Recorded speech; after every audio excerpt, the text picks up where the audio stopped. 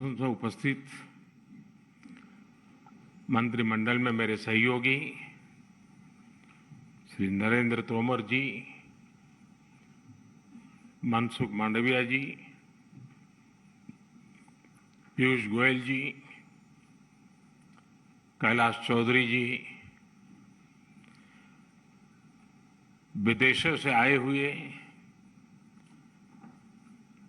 कुछ मंत्रीगण, Guyana, Maldives, Mauritius, Sri Lanka, Sudan, Suriname और गाम्बिया के सभी माननीय मंत्रीगण, दुनिया के विभिन्न हिस्सों से कृषि, पोषण और स्वास्थ्य के क्षेत्र में काम करने वाले वैज्ञानिक और एक्सपर्ट्स, विविध एफपीओस और स्टार्टअप्स के युवा साथी, देश के कोने कोने से जुड़े लाखों किसान, अन्य महानुभाव, देवी और सज्जनों, आप सभी को ग्लोबल मिलेट कॉन्फ्रेंस के आयोजन के लिए हार्दिक शुभकामनाएं।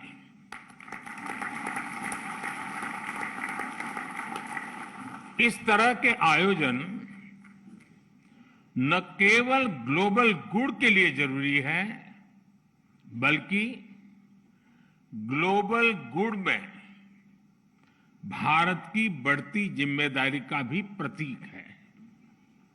साथियों, आप भी जानते हैं कि भारत के प्रस्ताव और प्रयासों के बाद ही संयुक्त राष्ट्र ने 2023 को इंटरनेशनल मिलेट ईयर घोषित किया है।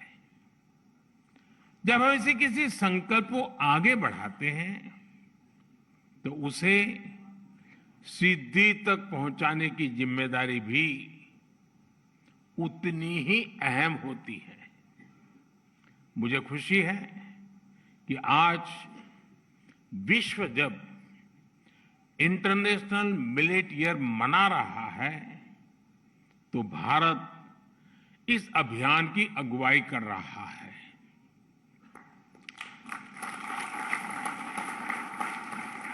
ग्लोबल मिलेट्स कॉन्फ्रेंस इसी दिशा का एक महत्वपूर्ण कदम है। इसमें मिलेट्स की खेती, उससे जुड़ी अर्थव्यवस्था,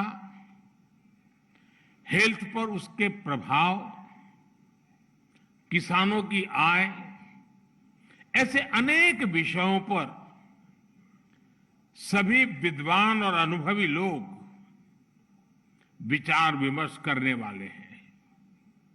इसमें ग्राम पंचायतें, कृषि केंद्र, स्कूल, कॉलेज और एग्रीकल्चर यूनिवर्सिटीज भी हमारे साथ शामिल हैं। इंडियन एम्बेसी से लेकर कई देश भी आज हमारे साथ जुड़े हैं। भारत के 75 लाख से ज्यादा किसान आज वर्चुअली हमारे साथ इस समारंभ में मौजूद है। ये भी इसके महात्म्य को दर्शाता है। मैं एक बार फिर आप सभी का हृदय से स्वागत करता हूं, अभिनंदन करता हूं। अभी यहां मिलेट्स पर स्मारक डाक टिकट और सिक्के का भी विमोचन किया गया है। यहां बुक ऑफ मिलेट स्टैंडर्ड्स को भी लॉन्च किया गया है और इसके साथ ही आईसीएआर के Indian institute of millets research को ग्लोबल सेंटर ऑफ एक्सीलेंस घोषित किया गया है। और यहां मंच पर आने से पहले मैं एग्जीबिशन देखने गया था। मैं आप सबसे भी, और जो लोग इन दिनों दिल्ली में हो या दिल्ली आने वाले हो, उनसे भी आग्रह करूंगा कि एक ही जगह पर मिलेट्स की पूरी दुनिया को समझना, उसकी उपयोगिता को समझना, पर्यावरण के लिए, प्रकृति के लिए, स्वास्थ्य के लिए, किसानों की आय के लिए, सभी पहलुओं को समझने के लिए ये एग्जीबिशन देखना मैं आप सबको आग्रह करूंगा, जरूर देखें। हमारे युवा साथी किस प्रकार से नए नए स्टार्टअप लेकर के इस फील्ड में आए हैं, ये भी अपने आप में प्रभावित करने वाला है। ये सभी भारत के कमिटमेंट, भारत की प्रतिबद्धता को प्रदर्शित करते हैं। फ्रेंड्स, ग्लोबल मिलेट्स कॉन्फ्रेंस से जुड़े विदेशी अतिथियों को लाखों किसानों के सामने मैं आज एक जानकारी भी दोहराना चाहता हूं। मिलेट्स की ग्लोबल ब्रांडिंग, कॉमन ब्रांडिंग को देखते हुए भारत में मिलेट्स या मोटे अनाज को अब श्री अन्न की पहचान दी गई है। श्री अन्न केवल खेती या खाने तक सीमित नहीं है। जो लोग भारत की परंपराओं से परिचित हैं, वो ये भी जानते हैं कि हमारे यहां किसी के आगे श्री ऐसे ही नहीं जुड़ता है। जहां श्री होती है, वहां समृद्धि भी होती है और समग्रता भी होती है। श्री अन्न भी भारत में समग्र विकास का एक माध्यम बन रहा है। इसमें गांव भी जुड़ा है, गरीब भी जुड़ा है।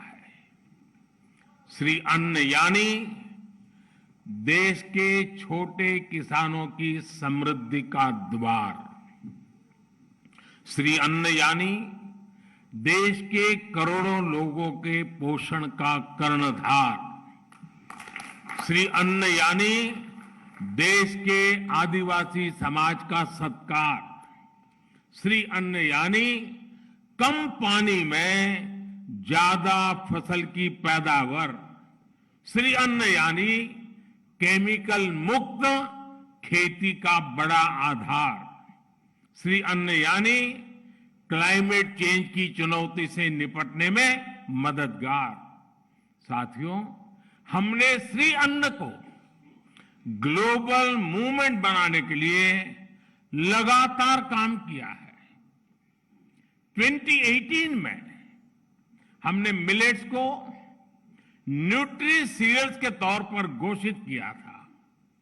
इस दिशा में किसानों को जागरूक करने से लेकर बाजार में इंटरेस्ट पैदा करने तक हर स्तर पर काम किया गया। हमारे यहां 12-13 राज्यों में प्रमुखता से मिलेट्स की खेती होती है, लेकिन इनमें घरेलू खपत प्रति व्यक्ति, प्रति माह 2-3 किलो से ज्यादा नहीं थी। आज ये बढ़कर 14 किलो प्रति माह हो गई है। यानी 2-3 किलो से बढ़कर के 14 किलो। मिलेट फूड प्रोडक्ट्स की बिक्री भी करीब 30% बढ़ी है। अब जगह जगह मिलेट कैफे नजर आने लगे हैं। मिलेट से जुड़ी रेसिपीज के सोशल मीडिया चैनल्स बन रहे हैं। देश के 19 जिलों में मिलेट्स को one district one product scheme के तहत भी सिलेक्ट किया गया है। साथियों, हम जानते हैं कि श्री अन्न उगाने वाले ज्यादातर किसान छोटे किसान हैं, मार्जिनल फार्मर्स हैं।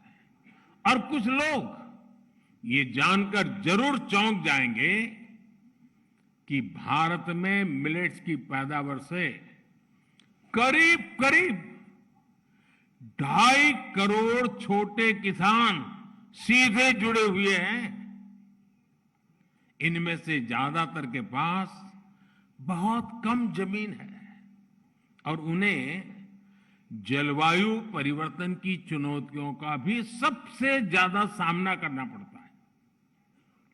भारत का मिलेट मिशन श्री अन्न के लिए शुरू हुआ ये अभियान देश के 2.5 करोड़ किसानों के लिए वरदान साबित होने जा रहा है। आजादी के बाद पहली बार मिलेट्स पैदा करने वाले 2.5 करोड़ छोटे किसानों की किसी सरकार ने इतनी बड़ी मात्रा में सुध ली है। जब मिलेट श्री अन्न का मार्केट बढ़ेगा तो इन 2.5 करोड़ छोटे किसानों की आय बढ़ेगी। इससे ग्रामीण अर्थव्यवस्था को भी बहुत लाभ मिलेगा। प्रोसेस्ड और पैकेज फूड आइटम्स के जरिए मिलेट्स अब स्टोर्स और मार्केट तक पहुंच रहा है। पिछले कुछ वर्षों में ही देश में श्री अन्न पर काम करने वाले 500 से ज्यादा स्टार्टअप भी बने हैं।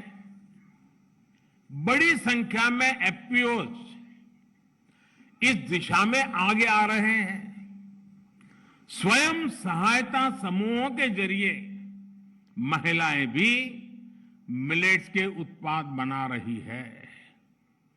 गांव से निकलकर ये प्रोडक्ट्स मॉल और सुपर मार्केट तक पहुंच रहे हैं। यानी देश में एक पूरी सप्लाई चेन विकसित हो रही है। इससे युवाओं को रोजगार भी मिल रहा है और छोटे किसानों की भी बहुत बड़ी मदद हो रही है। साथियों, भारत इस समय G20 का प्रेसिडेंट भी है। भारत का मोटो है one earth, one family, one future. पूरे विश्व को एक परिवार मानने की ये भावना इंटरनेशनल मिलेट ईयर में भी झलकती है। विश्व के प्रति कर्तव्य भावना और मानवता की सेवा का संकल्प सदैव भारत के मन में रहा है।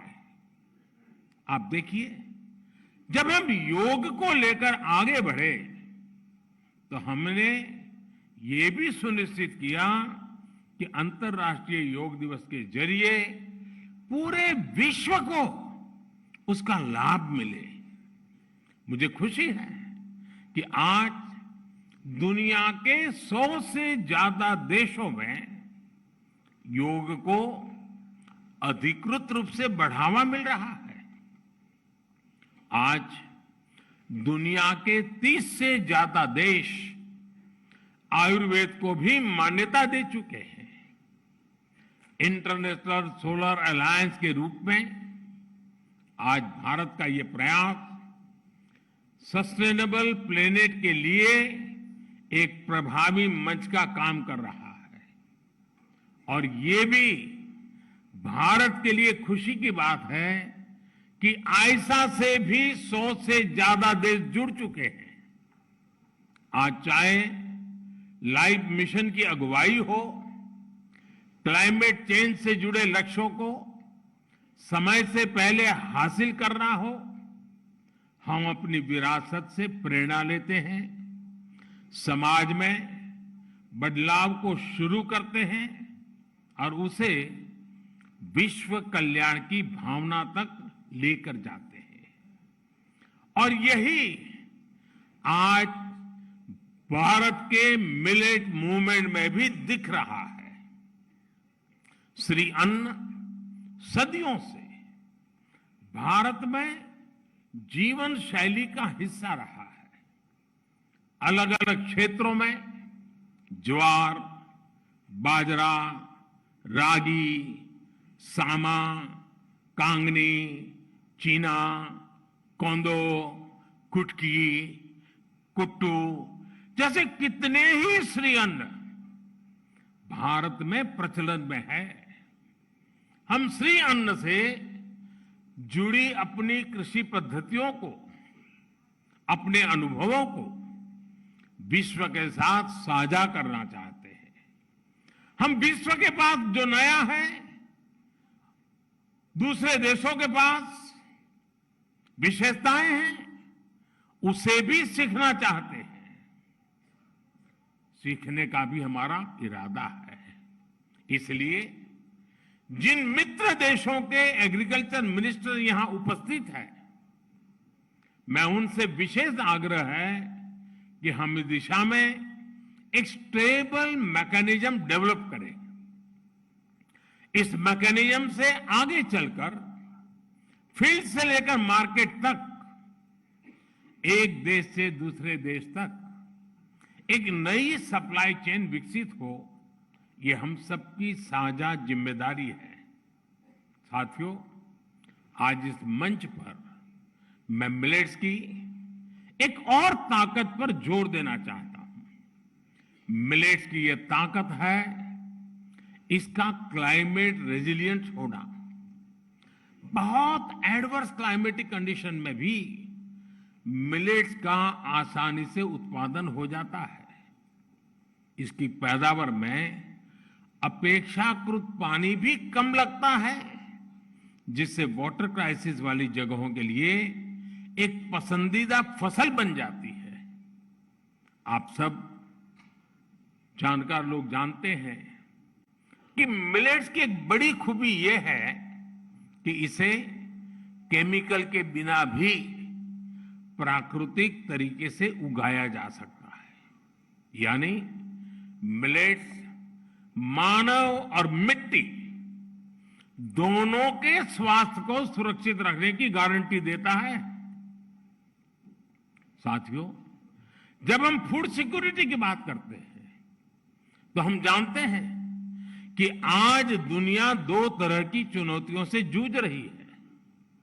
एक तरफ ग्लोबल साउथ है, जो अपने गरीबों की फूड सिक्योरिटी को लेकर चिंतित है। दूसरी तरफ ग्लोबल नॉर्थ का हिस्सा है, जहां फूड हैबिट से जुड़ी बीमारियों एक बड़ी समस्या बनते जा रहे हैं। यहां खराब पोषण एक बहुत बड़ा चैलेंज है।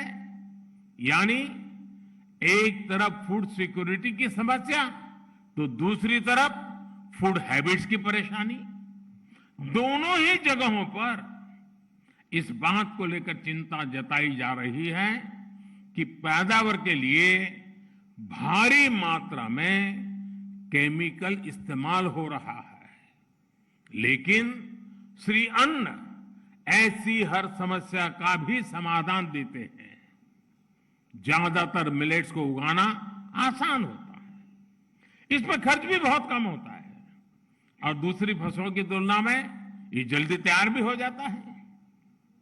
इनमें पोषण तो ज्यादा होता ही है, साथ ही स्वाद में भी विशिष्ट होते हैं। ग्लोबल फूड सिक्योरिटी के लिए संघर्ष कर रहे विश्व में श्री अन्न बहुत बड़ी सौगात की तरह है। इसी तरह श्री अन्न से फूड हैबिट्स की समस्या भी ठीक हो सकती है। हाई फाइबर वाले इन फूड्स को शरीर और सेहत के लिए बहुत फायदेमंद माना गया है।